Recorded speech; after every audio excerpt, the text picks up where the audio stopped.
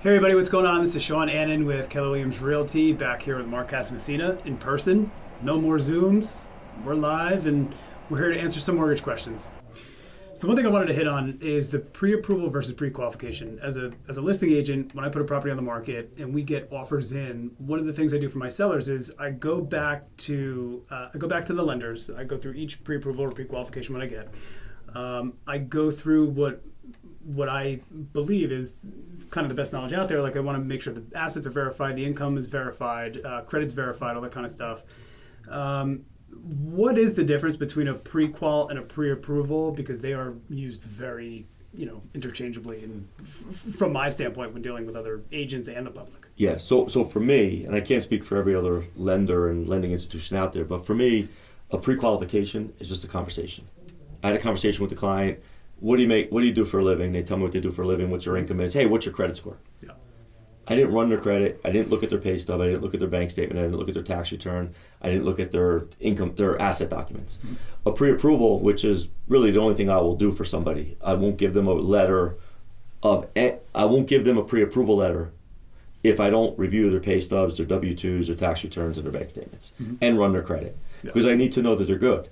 In my industry, at least for me, I have to bat 1,000. I can't make a mistake. I can't tell somebody they're qualified to buy a home, and then they sign the contract, the realtor, you showed them houses, you drove them all over North Jersey, countless hours, money on gas at now, $3 a gallon now, where it was $5 a gallon not too long ago, and then 3 weeks into the process, after they signed the contract, did all their inspections, you're not qualified for a mortgage. No. I can't have that happen. So I have to be as thorough as possible, as thorough as I possibly can up front before they even get out there looking for a home.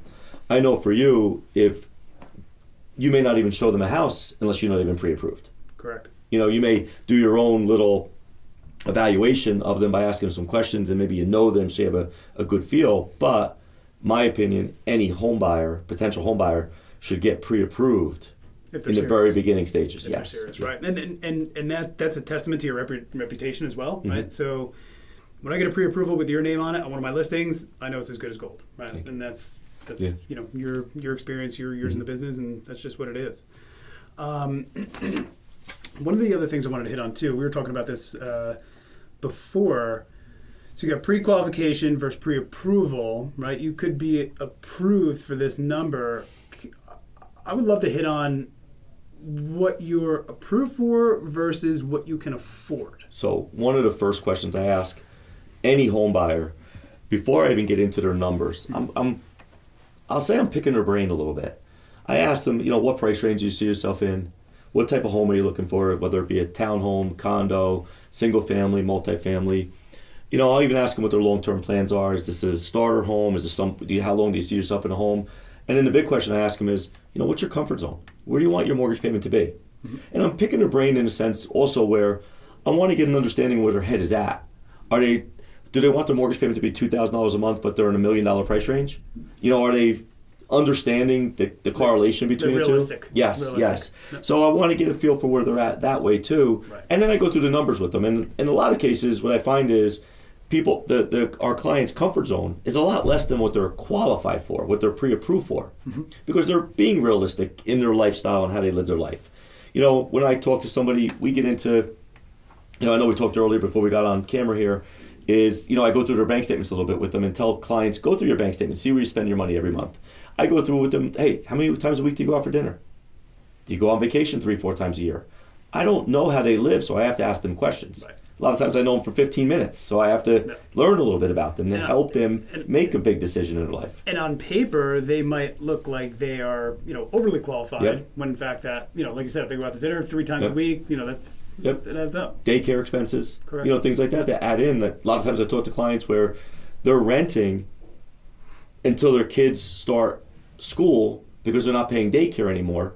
So they're paying $2,000 a month in daycare, they're paying $2,000 a month in rent, so they know they can afford $4,000 a month now because the daycare's gone.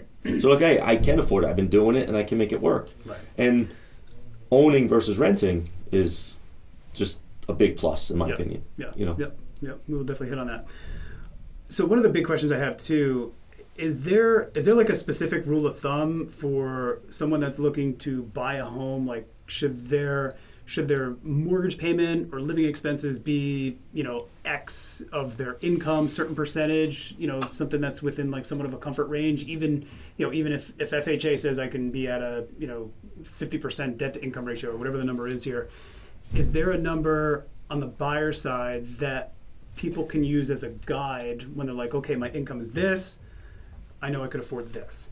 Good question. So, that can go in a lot of different directions in this sense. Everybody lives a little bit differently. Yeah. Some people, they have credit cards, but they don't use them. They pay cash for everything. They stay well within their means.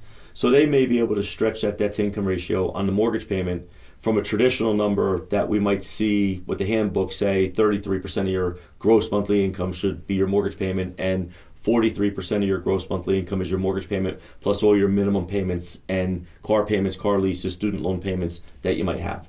So the rule might be 33% that you start with, but then it depends on somebody's lifestyle. Some people may have more obligations, and that 33% might be 25% because they live a little differently than the next person that may be able to say, hey, I can allocate 40% of my gross monthly income to a mortgage payment because they live differently.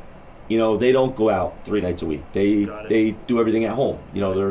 So 33% of one's gross monthly income is a safe number to use. So if you make $120,000 a year as an annual salary, combined household income, your monthly gross income is $10,000.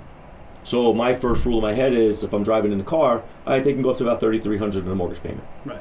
And then depending on the taxes and how much money they're putting down, that we equate that into a mortgage amount. Awesome, good stuff.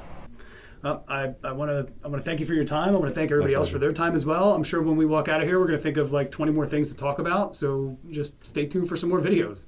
Yep. Goodbye, everyone. See you guys.